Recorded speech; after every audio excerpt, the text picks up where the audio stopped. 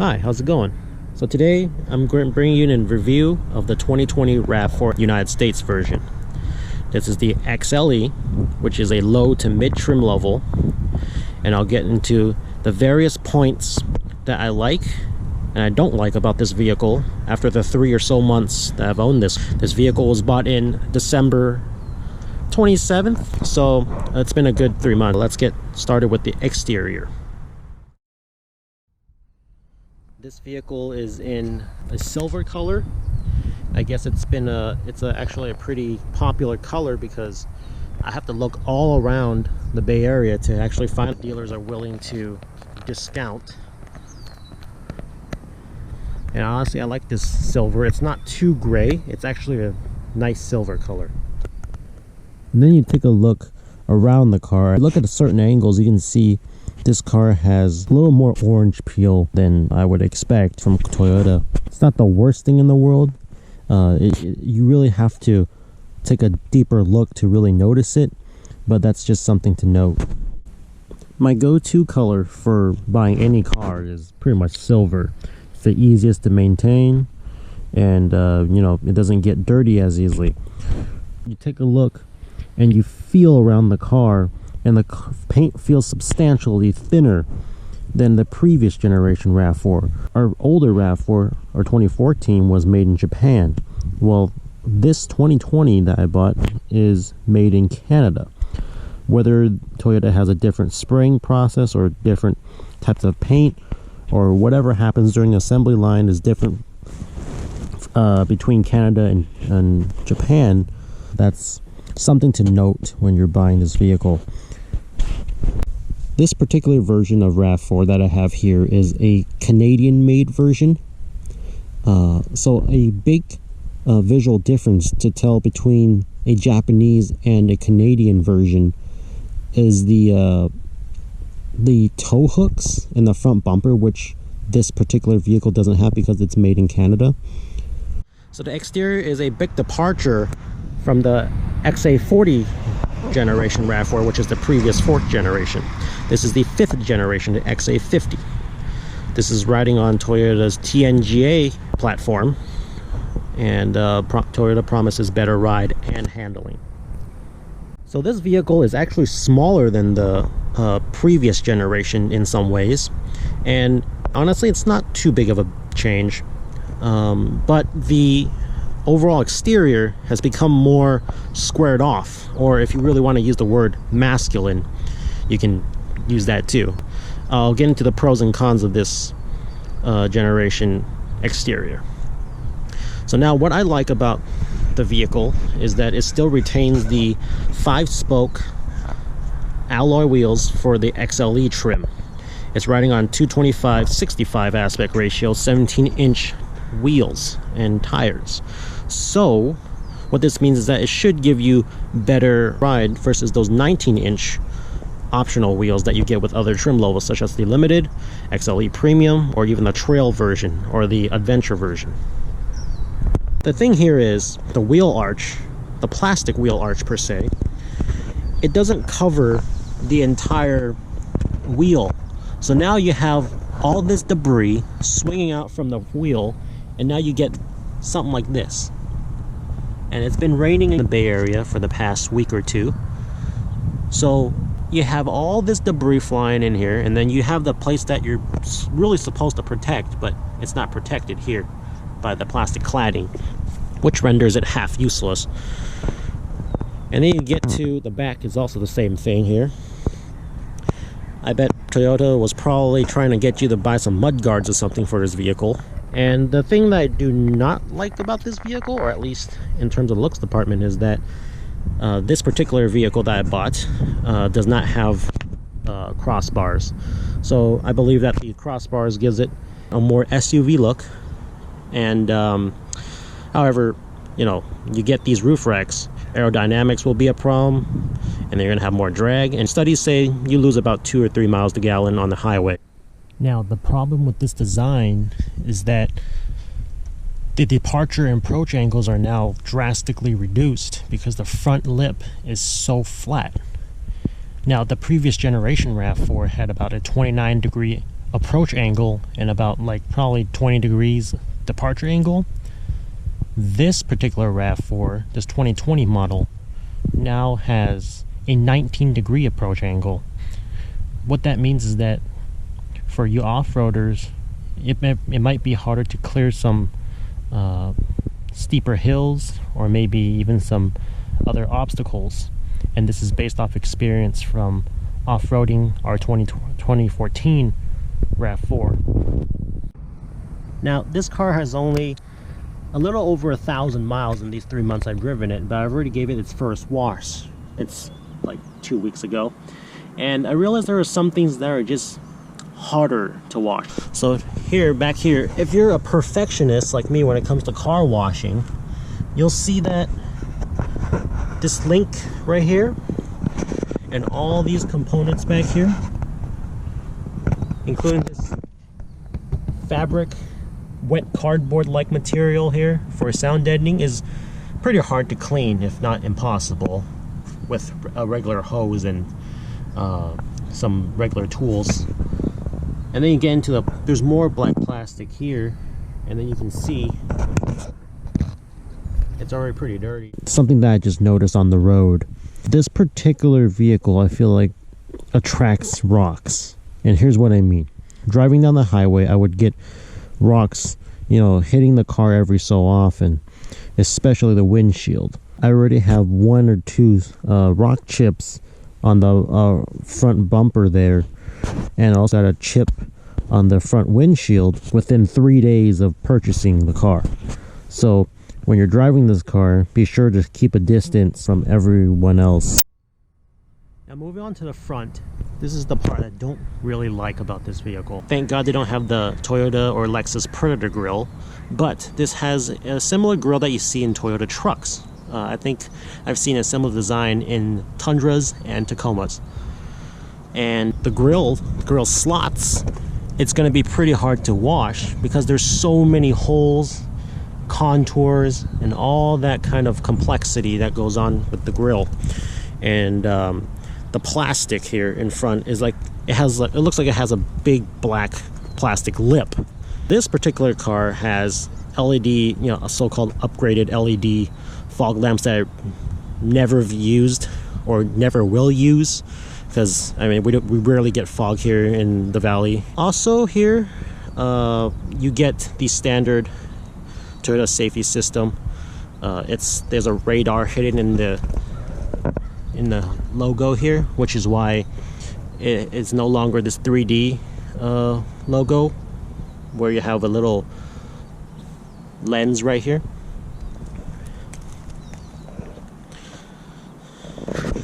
So now another exterior feature that Toyota changed with the RAV4 is that the mirrors are now mounted on the doors, and now you have a much better view with this extra small window over here. Not only are there lots of black plastic cladding around the underside of the car, there is also a lot of black plastic toward the A pillar and the D pillar. I think this is to mimic a floating roof design, and I think it would probably work on some higher trim levels where you actually have a black roof or some other color roof. With these black plastic pieces disrupting the flow of the vehicle, I feel like it kind of makes it look cheap.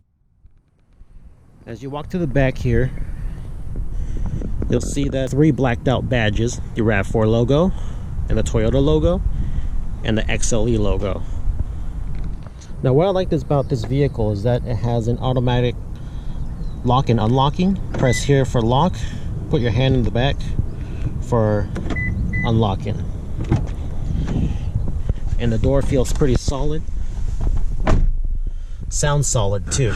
And now you get into the interior, and I'll talk about that. You'll find power seats standard for the 2020 model XLE, which you do not get in expense of a sunroof. If you get the convenience package, you'll also get the sunroof and a power rear liftgate, but I didn't need that, so I bought the base RAV4 XLE. So the seats pattern, they have this standard polygon or this line-shaped star-like, you know, design that reminds me of some 90s, you know, paper cup designs. Compared to the previous generation RAV4, these seats have just as much bolstering on the sides, but they do not have as much bolstering down here in the seats here. This still curves up quite a bit. Once you get into this interior, you'll find that this is a big departure from what Toyota used to design. So they used to have pretty basic, you know, Tupperware, dollar store toy type of plastic, and now they pretty much upgraded it, and they have better choice of materials. However, keep in mind this is not a Lexus product, so you'll still find some very cheaply made parts. Here you have a big mix of materials. You'll still find some relatively cheaper material in some places. Now, you get in here and then you find yourself touching this part right here. There is a little ridged backing that feel more rugged. Now with this new design of RAV4, or at least Toyota's products in general, you'll find everything to be relatively soft touch, and not in terms of just material soft touch like we see this fake leather, you know, type of padding here, but you also find these buttons and switches to be a little bit more, you know, soft sounding. Take a listen. And it used to be that these Toyota buttons would be very, very hard to touch, and it feels really cheap in the hand. These are kind of different. And you move over to the steering wheel here. Now, you get the XLE grade, you will not get a leather wrap steering wheel. Rather, this urethane material here, that seems pretty tough, but you don't get that sense of premium feel. I would like it if this was actually soft touch, because I find myself resting my knee and my legs here, and it feels terrible on long drives because this is hard plastic. And also here, I find my knees always trying to rest over here, and this part here, hard plastic. So taking a look down this instrument cluster here, or this center console part here, is that you can have your traction control off button on the left there, and then you have your auto start stop here. So the 2020 model also gives you auto start stop, which is not what you find in XLE models in 2019 unless you get the convenience package, I believe. I'll let you guys figure that out. Toyota is actually giving you physical controls for the volume, but a tune knob. There are a lot of manufacturers that can't even do this. They're stuck with gimmicks such as capacitive buttons and, you know, other sorts of infotainment mess arounds that require you to take your eyes off the road. Here, everything is physical, and you can see everything in front of you. You have a fairly small shifter here, and Toyota hasn't reverted to any kind of digi-stick or any kind of rotary knob transmission selector. It gives you feedback onto, you don't have to look down at where you're shifted. Now, you have 3 drive modes. I always leave it in eco, and it's pretty good. I'll talk about gas mileage later in the engine segment. But in this car, you also get automatic parking brake, and you also get brake hold. Now, another downside of this interior is that you don't get the, you know, rougher, you know, rubber lining here unless you go for the adventure grade or something like that, because I find my phone sliding around sometimes when I turn a little bit more aggressively. But of course you can control that. You move over here and you see a small cubby hole which you can easily place your phone in. It'll fit a phone and maybe some keys. It won't fit an iPad mini, that's for sure. You're going to come into the new RAV4 here, and you're going to find yourself a lot more cramped, or so should I say, not as much room as the previous generation RAV4, simply because this center console is mounted up really high. The older RAV4 has a longer transmission selector, a taller one I should say, and it has just, I would say the old RAV4 had its center console up until here, In this particular generation, you have a much softer, usable armrest that won't give you arm pain after 20 minutes of resting your arm on the armrest. Another thing I really have to talk about is this cup holder area here. Now, it seems very petty, but it feels like a lot of people with these reusable bottles, when you try to reach over to grab the stick, is something you can sometimes hit your bottle, and depending if you have a taller bottle, you know, you're gonna find yourself resting on your bottle most of the time. Toyota is always focused on industrial design. You know, everything in here is functional and everything just works. You have physical controls, you know, from your climate control to your window defrosters, and everything is just right here without reliance on the infotainment system. One complaint that I have with this particular vehicle is that these buttons are a bit too small. Yes, they're clearly labeled, but these buttons are way too thin. And that goes for the physical HVAC controls and the infotainment controls. Now, if you take a look at the previous generation RAV4, you'll see they have big buttons. You can literally not look at it and know what to press to go to where you want.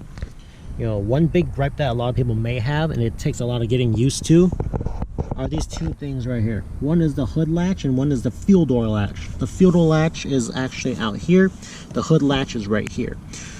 What I don't like is that these are too closely placed together, and then they're also the same size. Toyota used to put their latches over here, like right in front of the seat rail here for the fuel door, but they don't do that anymore. I don't know why. Overall interior materials, I mean, soft touch dash, soft touch center console area here. You have more plastic here, and then plastic on the door. Even your door handle is kind of like plastic chrome. Not the best choice of interior materials, but I mean, granted, this, for the price I got this vehicle for, I'm not complaining too hard.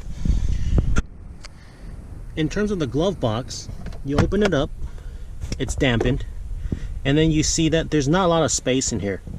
You can probably fit the owner's manual booklet, and that's about it. In terms of sound system, you have speakers here, speakers there, two speakers over there, and then you have two speakers back here. Even with the upgraded JBL speakers, I feel like it's not worth it. The sound is pretty flat, and then you get into the highway, and then you'll hear a lot of road noise over, and actually some wind noise and a lot of road noise when it comes to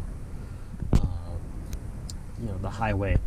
And you're not going to be able to hear your sound system unless you turn it up a bit. And I find it to be pretty annoying, because being a car from 2020, or at least redesigned in 2019, I feel like Toyota should have addressed this issue, but Toyota always leaves stuff on the table for their Lexus products. And you're going to have some kind of, not as refined experience as you would with a Lexus product. Toyota also paid a lot of attention to detail in this new model, and one of the places is the steering wheels. So when you do lock to lock in old Toyota products, you hear a hard bump, but in this vehicle, you now do lock to lock, and then you reach the end, and it will not have a very harsh bump sound. It would be relatively soft, and you won't hear as much. Pretty good screen overall. Take a look. So the startup is relatively slow, but it's pretty much standard Toyota.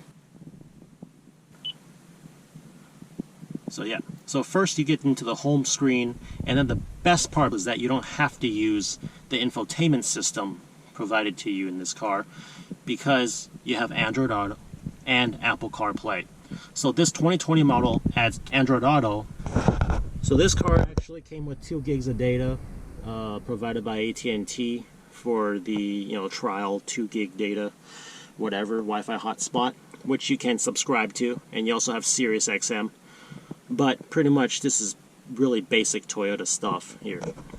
The user experience is relatively Spartan for this XLE model. So the layout and UI is relatively flat looking. I find it to be relatively easy to use and quick to navigate between menus.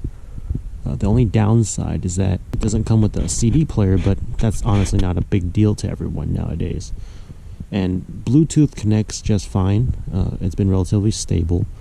And if you want to just get away from Entune altogether, you can just press map on your infotainment screen and just simply use smartphone projection. Now, this is definitely not as good as Honda's Android-based infotainment system, where people have been able to hack into the infotainment and make some modifications on in their Honda. Entune is completely locked down to any kind of modification, so this is something to consider. If you take a look here, my bad for still not taking out the sticker here. I just never really bothered. So here you have this 4-inch center screen here, this LCD panel that is relatively old school. I think it's been in vehicles, Toyota vehicles, since like 2015. I've seen it in the 2015 Camrys and up to now. And this XLE model is still using something this basic. I would like a bigger screen if they're going to include something like that anyway. This is right in between the size of your old iPhone 5 and your iPhone 4.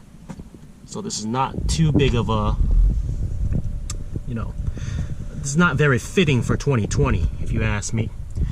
But for this price point, and I'll get to pricing later, for this price point, it's pretty good, okay?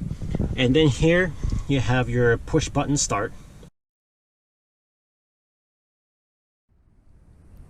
And then you get in the back seat here. I'm sitting behind myself at 5'10", 5'11", and this is set at what I would be driving comfortably.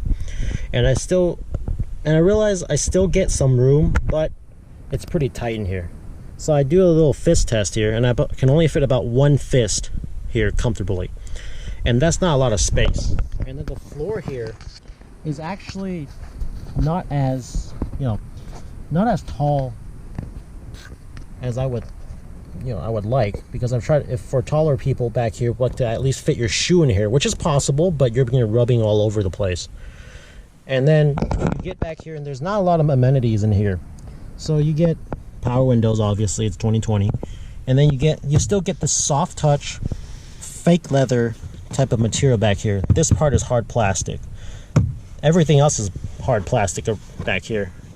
In the back, you also get these ridged, door handle, and then back here you also get dual air vents. Now this is something that the old RAV4 XLE from the previous generation did not have. How the HVAC system works for the back passengers is that they would come from a vent up front, and then it would blow across the roof to get air back to the rear passengers.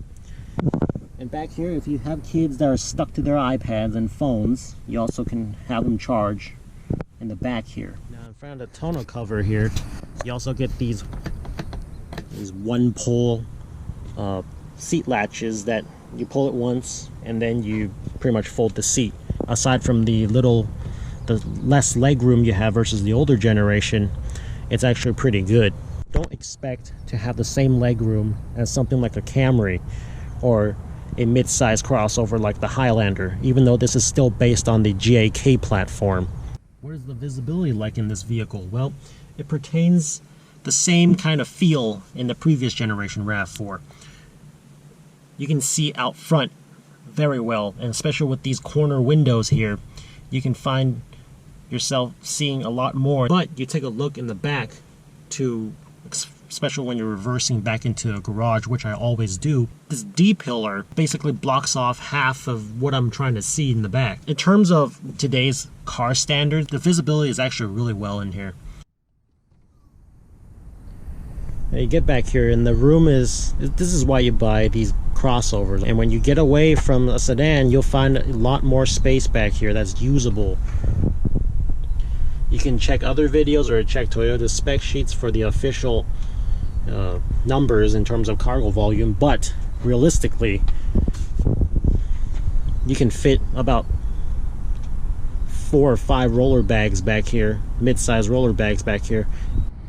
Now the problem is that the load floor, or the load floor height, is actually higher than what the old generation car used to be. Actually, I think one of the lowest load floors you can get is probably the CRV. So back here, I would like a house power outlet, but 110 volt power outlet, but you don't get it. You only get the 12 volt 120 watt power outlet here. You also get a light back here, not on both sides, unfortunately.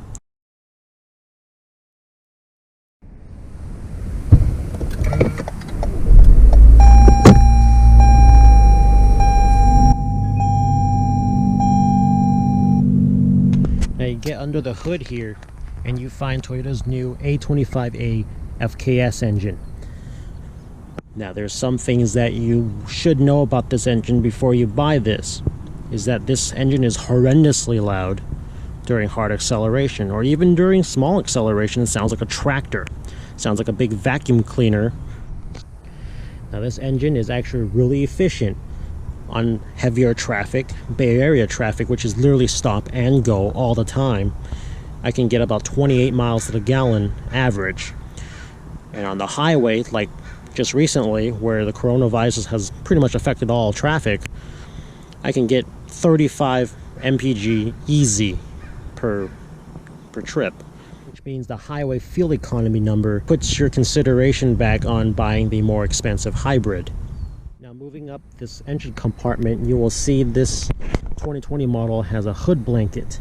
A lot of people have seen that there's no hood blanket on the 2019 model and probably complained a lot to Toyota, which is why they probably included one right here. And for a $20,000-$30,000 car, they still have a prop rod. A cheaper Camry has hood struts. I do not know why Toyota has even bothered to put prop rod here. Maybe the extra $2 or $3 they don't want to spend on a hood strut. So this engine actually is actually a really good design, because this is now a 2.5 liter, same displacement as previous generation 2ARFE, but this engine uses the Toyota's D4S system, which is a port and direct injection system. So that means you have 8 fuel injectors in here. So the port injection pretty much eliminates the problems that direct injection only engines have, which is, you probably guessed it, carbon buildup. Now everything seems to be placed lower than the previous generation RAV4, especially this air box here. It's located all the way down here, whereas usually the air box would sit above the engine. And then here you have the battery placed more toward the rear of the engine bay for better weight distribution. And you'll also have a lot of space back here for serviceability. Don't believe me? Well, come to the back and see. You have a lot of space back here with the exhaust manifold and all that. And what looks like this radiator only has one cooling fan down here. But you can also see these active engine mounts that prevent or dampen out these vibrations during idle.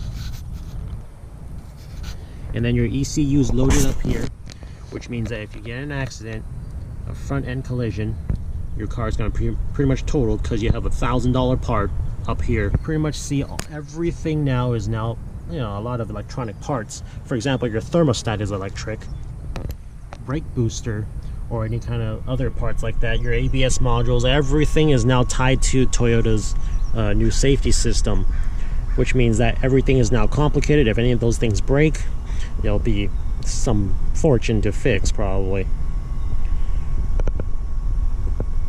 Now, what I don't like about this is that you take a look at this aluminum block engine, but you also have a plastic valve cover. I don't understand why that was done, but maybe reduce costs. So this vehicle, in my books, does not have the triad of unreliability, which I consider to be a CVT transmission, which has its reputation pretty much destroyed by Nissan, and a turbocharged engine, and a direct injection only engine. This car pretty much eliminates all those problems by giving you an 8-speed automatic transmission by Aisin, a direct end port injected engine, and absolutely no turbo. This is naturally aspirated, which is why you get all the power up top.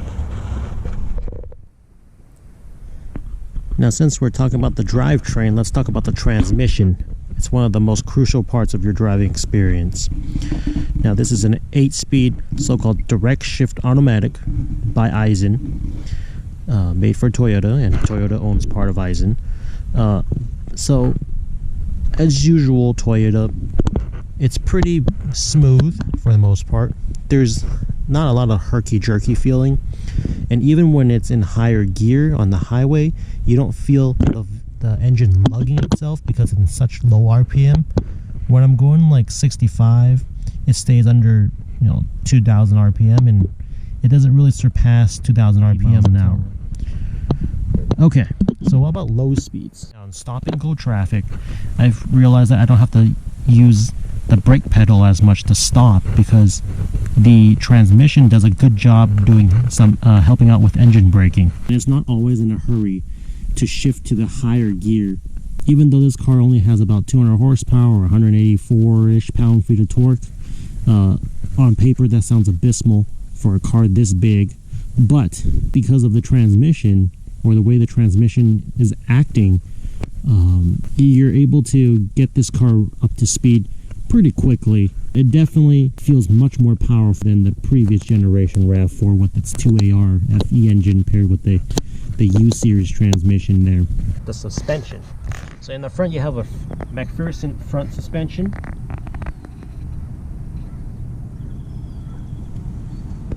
And a multi-link rear.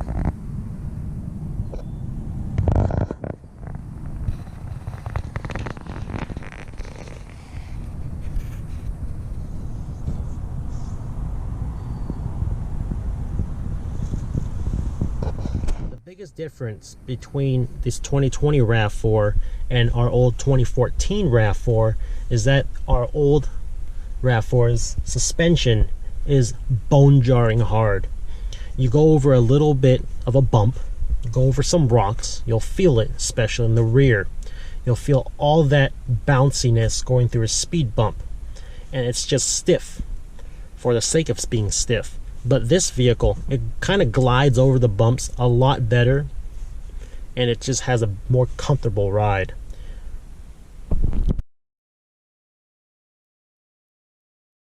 $450,000 people last year bought one of these. And so since I've been talking about price so much, what did I actually pay for this vehicle? Now, I bought it from a dealer in the local area. If you haven't seen any footage that already has the dealer name on the license plate frame, you can refer back to that. What I paid for this vehicle isn't too bad. Now, given this is a 2020 model that I bought in late 2019, dealers are not willing to discount their vehicles as much. Since November of last year, I've tried contacting various different dealers in the Bay Area about how much a base RAV4 XLE front-wheel drive in silver would cost me, and I've gotten consistent pricing of $27,200 to $27,300. I went through all these different online quotes, and I simply chose my best. And then this was the dealer that I was able to get $27,200 for a 2020 model. Realized that other quotes I've gotten were the same price for a 2019 model that's been sitting on a lot for a long time. So getting this car wasn't too bad. I went into the dealer, they gave me the price that I asked for, and simply I signed papers, paid, and it walked out. But due to some miscommunication and some technical error from the dealership with the finance advisor, I was able to pay $200 less than the agreed price. So basically I walked out the dealership paying only $27,000 flat, which honestly isn't too big of a departure from what we've paid for a 2014 RAV4 back when it was new. We paid $26,500 for that car. So basically this vehicle is only $500 more, which isn't too bad for what you're getting. You're getting Android Auto, you're getting Apple CarPlay, you're getting all these auto start stop, any kind of these safety systems, whether you care about it or not. I'm pretty sure this is well worth over $500 over an old version. This vehicle did not come with door edge guards that our 2014 RAV4 had from the dealer, nor did it have the crossbar that it came with from the dealer, but this is certainly worth. Now you might ask, why am I not buying the hybrid model? It's only $1,500 more than the gas model, right? Well, here, see, that's the thing here. So in terms of out the door price, the quotes that I got for these equivalent RAV4 XLE hybrid was around $32,000 to $33,000. Do the math: $27,000 for the gas model versus $32,000 to $33,000 for the hybrid model. California has one of the highest tax rates, and we have all these fees associated with a car purchase. So basically, the fees and taxes pretty much come out to be 10% added to the car's sale price. So meaning that me getting this vehicle $27,000 out the door means that the tax is about $2,500, or taxes and fees in total are about $2,500 to $3,000, and which means the car itself is about $24,000 to $24,500. So of course, I know some states have really low or no taxes on car purchases, so your price will definitely vary. But speaking for the Bay Area in California, I think $27,000, or at least $27,200 that I first agreed with the dealer on, is a pretty good price.